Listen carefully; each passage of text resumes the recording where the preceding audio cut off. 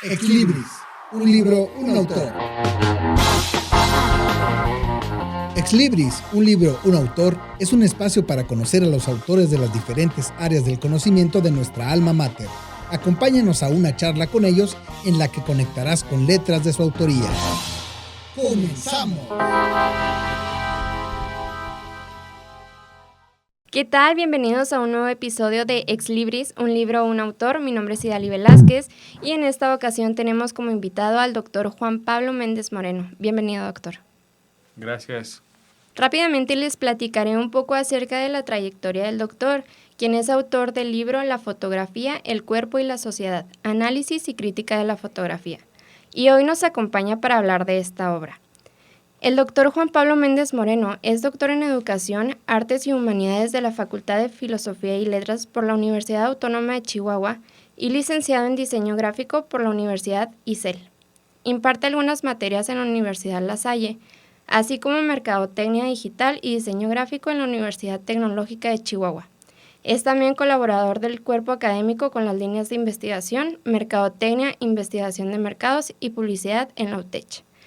Y bueno, pues para empezar me gustaría preguntarle cómo se puede definir lo que es fotografía para usted y cómo lo definiría usted. Bueno, es un poco complicado definir fotografía desde una perspectiva mucho más homogénea, ¿no? Es decir, que la fotografía depende del ángulo de visión o de la disciplina que lo esté viendo para poderla definir. Por ejemplo, en el área tecnológica se puede definir como un proceso fotoquímico que permite el grabado de una imagen. Por la parte filosófica, la fotografía tiene una serie de complicaciones que tienen que ver con la fenomenología misma. Y dependiendo de la disciplina es como se podría establecer un parámetro sobre lo que es fotografía, pero no hay un absoluto o una respuesta absoluta que pueda definirse categóricamente. Ok. ¿Se puede considerar fotografía cualquier disparo, perdón? Esto, pues dentro del contexto del arte de tomar fotos. Bueno, volvemos al mismo principio. Si mecánicamente decimos fotografía, sí, a cualquier disparo es una imagen heliograbada y que se puede establecer bajo ese parámetro sin ningún problema. Ya dependiendo si se está participando o si se está haciendo una fotografía para publicidad, para un libro, para un reportaje, para un documental, para arte, pues ya caería en otro tipo de categorías que cumple con otras series de características compositivas y dependiendo la rigurosidad con la que se mire y quién la esté mirando, pues se podría definir el tipo de disparo también que se esté dando, ¿no? Porque si ponemos a alguien de artes, por ejemplo, a que defina una fotografía, tendríamos que ver, una, de entrada, la subjetividad y dos, las características con lo que cumple el material para que se pueda definir como fotografía artística, en dado caso, ¿no? Fotografía de reportaje, pues bueno, cumple con otra serie de características que tienen que ver con una serialidad de fotos, que tienen que ver con el evento o el hecho humano o social o político incluso, y tendría diferentes factores que influyen y de ahí todavía depende la propia perspectiva política para ponerlo en el canal adecuado para mostrarlo. Por ejemplo, Marshall McLuhan decía que el medio es el mensaje, ¿verdad? Que es uno de los autores que se toman en el libro. Y al hablar de Marshall McLuhan, con el medio es el mensaje, precisamente se pone en juego este punto de partida en donde él dice que dependiendo del tipo de contenido es la categoría que va a adquirir. Y yo en el libro precisamente hablo sobre que si una fotografía publicitaria se pone en un contexto que no es publicitario, se puede tomar como una fotografía incluso de retrato. Entonces va a depender también de ese tipo de características para poderlas analizar y para poderlas criticar también a las imágenes. Okay. ¿Qué tan importante considera usted que es la teoría y la práctica? Para la fotografía, para tomar fotos. Porque, por ejemplo, Okay. Sí, la teoría, ver cómo, desde dónde empieza, pues y todo lo que conlleva. Ok, entiendo. Bueno, si hablamos de teoría histórica de la fotografía, pues es algo diferente, ¿verdad? Si podríamos poner en juego, por ejemplo, cómo inició la fotografía, cuáles fueron los procesos químicos, cuáles fueron los primeros experimentos para obtener el grabado de imágenes. Pero si hablamos de fotografía, por ejemplo, en un taller, que se enfoque en lo que se le conoce como fotografía básica, pues te van a enseñar otra serie de cosas como por ejemplo el diafragma, la velocidad, el ISO, ¿no? O sea, otra serie de características que tienen que ver más con la mecánica que con la propia disciplina o el ejercicio fotográfico, ¿no? En dado caso. Entonces, yo creo que, bueno, podemos esclarecer un poco que la fotografía se vuelve un poco ambigua dependiendo la disciplina que la esté mirando, y ya dentro de la disciplina se abren unas subvertientes con las que podemos empezar a analizar y definir lo que es imagen, ¿no? Si nosotros empezamos a esclarecer la fotografía desde el apartado del aprendizaje, tenemos que partir precisamente de qué se está aprendiendo y qué se quiere lograr, teoría y práctica.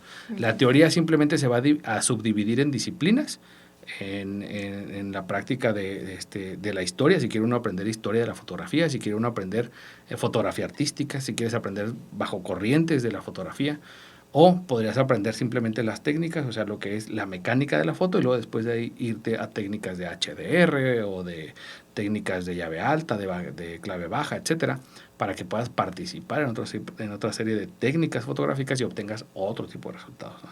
Entonces, yo sé que son respuestas un poco abiertas, lo que estoy mencionando, pero en realidad así es la parte teórica y práctica de la fotografía misma, ¿no? ¿Qué aspectos componen una buena fotografía? Depende de la mirada. Depende de la Mira, en los estudios fotográficos que tienen relación con la parte compositiva de la fotografía, tiene mucho que ver con la subjetividad, ¿verdad? Si tú ahorita ves una fotografía, por ejemplo, la portada del libro, podrías estar diciendo que te guste o que no te guste la fotografía. Desde ahí partimos desde una subjetividad. Y como mencionaba al principio, depende de la disciplina, es la que va a adquirir ciertas características de la imagen para decirte si es una buena fotografía o no, y también depende del ojo, ¿va? Puede ser que la fotografía que viene en portada del libro sea sujeta a una serie de críticos, por ejemplo, 4 o 5 jueces que estén participando la fotografía en algún tipo de convocatoria, y que la vean y empiecen a referir a los apartados estéticos, ¿verdad? Por ejemplo, si se quiere ser más objetivo, se puede proponer el uso del plano fotográfico, se puede proponer las reglas de tercios, el enfoque, la calidad lumínica, la expresión, el lenguaje, etcétera, que tiene la imagen, para ir conformando un todo, y en ese todo se tiene que todavía poner una escala de valor para que vayamos viendo si la imagen cumple o no. Pero estamos hablando de un concurso de fotografía, ¿verdad?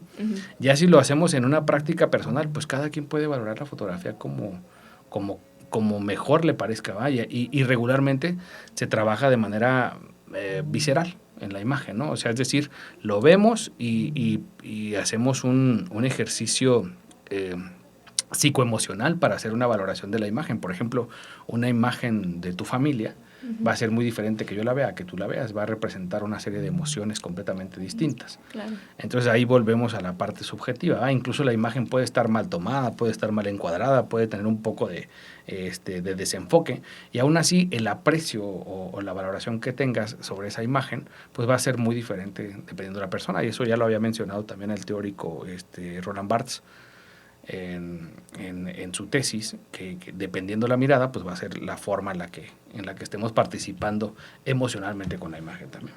Okay. ¿De qué artistas podemos observar aquí en su libro? Bueno, los artistas que vienen dentro del contenido del libro son principalmente fotógrafos, que podríamos denominarlos de la vieja escuela. Estamos hablando de 1920 a 1980. Hay algunos un poco más contemporáneos, pero regularmente los fotógrafos que estoy analizando en su contenido van en esa época. Y son fotógrafos obviamente de moda, porque el libro trata sobre el cuerpo visto por la moda, la sociedad en la participación misma de la fotografía, y pues obviamente hay un arraigo también de los estereotipos. Y para hablar de esas cosas pues tenemos que retomar a esos fotógrafos que que fueron pioneros, que fueron participaron o construyeron una forma estereotípica de ver al cuerpo femenino, al cuerpo masculino y más al femenino, en cuestiones de proporción, de atributos, etcétera, ¿no? Y dentro de estos fotógrafos, pues podemos tomar a Horst P. Horst, a Helmut Newton, Man Ray y algunos otros fotógrafos que son de esa época y que precisamente van construyendo ciertos paradigmas dentro de la imagen publicitaria, y dentro de la imagen publicitaria podríamos hablar específicamente dentro de imagen de moda. Okay. Sí, bueno, podemos aquí apreciar en el libro lo que son las imágenes. Estaba viendo de las marcas de Prada, de varias marcas de moda, Ajá. pues tomadas de hace mucho tiempo. Algunas son más recientes, o sea, por ejemplo... Bueno, igual por el color también pudiera parecer que es como más antigua. Bueno, los tonos. La monocromía puede dar ciertos valores a la imagen que se haga apreciar como una fotografía menos contemporánea, ¿no? Uh-huh. Eso sí puede establecerse así. Actualmente todavía hay fotógrafos de moda que siguen utilizando la monocromía y sigue viéndose muy bella. Uno de los que más utilizan este tipo de ejercicios en la foto de moda sigue siendo Calvin Klein, ¿no? Sigue usando mucho la monocromía. Ha pasado por diferentes fotógrafos la marca, pero regularmente tienen como un ejercicio muy marcado, un énfasis muy agudo en cuanto al uso del color, y utilizan mucho la parte monocromática. Hay otros fotógrafos que son igual menos contemporáneos, como los que estaba mencionando hace un momento, que pues bueno, preferían el uso de la película en gelatina y el uso de monocromía, y hacían algunos arreglos dentro del cuarto oscuro para poder levantar algunas luces dentro del cuadro o oscurecer algunas otras zonas, etcétera, ¿no? Dependiendo del proceso químico que se llevara. Dentro del libro, cuando se hace el análisis de los autores o de los fotógrafos, en paralelo con autores teóricos, llega un momento en el que también se analizan los medios, como lo comentaba yo ahorita con lo de Marshall McLuhan, y se analiza en dónde se colocan las fotografías, por ejemplo, revistas de moda, ¿no? Como se me fue el nombre de la revista. Bueno, voy a dejarlo como revistas de moda ahorita, en lo que regresa a mi memoria el nombre.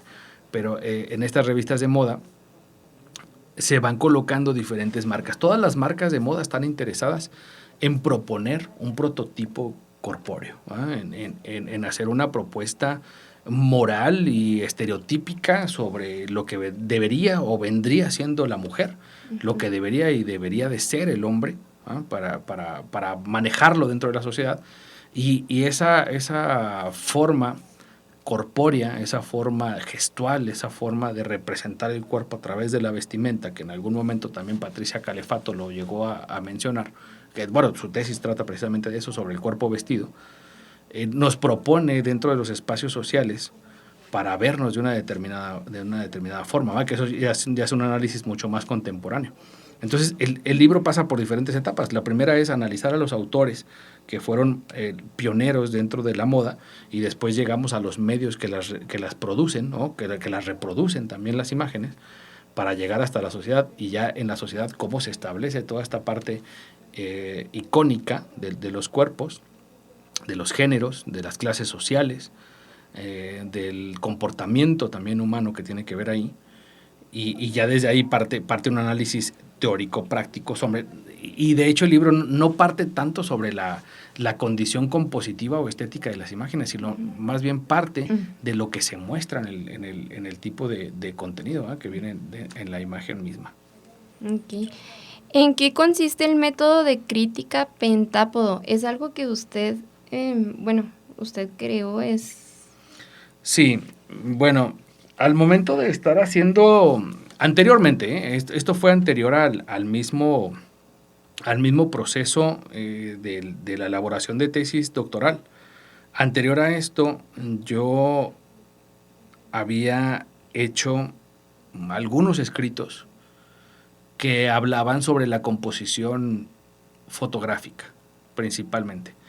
Y cuando hacía estos escritos me daba cuenta que hacía falta elementos que incorporaran otras vistas o otros ángulos disciplinares que pudieran complementar la crítica de la imagen, porque luego, por ejemplo, nada más se agarraba un ángulo y se decía, bueno, en cuestión compositiva la foto no tiene o carece de estos elementos, o los tiene o no, y se quedaba hasta ahí el tipo de análisis.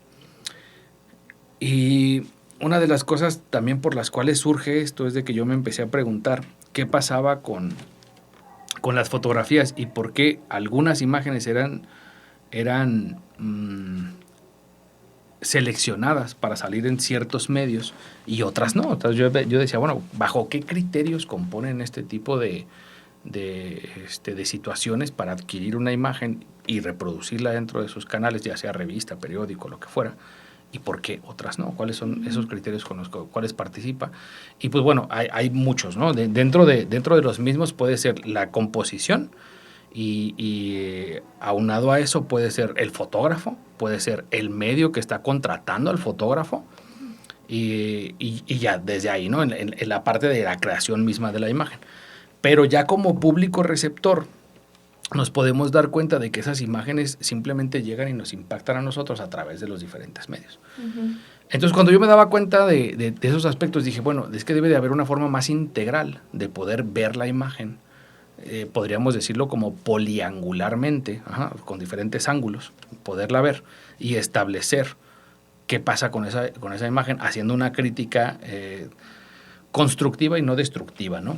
Principalmente. No se trata de destruir el contenido, porque todo el contenido tiene una relación de ser y tiene una razón de ser también. Más bien se trata de poder ser reflexivos a lo que estamos viendo regularmente en los medios de alto impacto, ¿no? Los medios masivos. Entonces de ahí nace el pentápodo, y el pentápodo pues pasa por cinco etapas o 5 fases que lo componen, y no tienen un orden cronológico. Las etapas pueden ser manipuladas por el autor, ¿no? Okay. Que lo vaya a aplicar.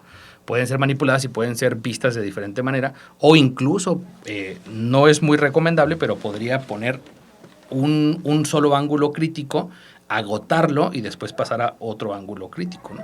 Entre esos 5 pies de análisis, encontramos, por ejemplo, el soporte. El soporte es el medio que lo va a estar reproduciendo, ¿verdad? O sea, el medio que le va a dar la fiabilidad a la imagen y que le va a permitir ser dentro de los canales. Por ejemplo, si una fotografía es impresa por la revista de Vogue, Vogue tiene un alto impacto, y al momento de hacer el análisis del soporte podemos definir que ese medio de alto impacto, que tienen millones de impresiones a nivel mundial, que también, claro, están divididas por país incluso, pero esos millones de impacto que tienen, pues de alguna manera también Vogue tiene una serie de responsabilidades con lo que se está reproduciendo dentro de sus propios medios y la forma en la que nos está diciendo que la moda participa dentro de la sociedad, ¿no? Uh-huh. Por ejemplo, ¿no?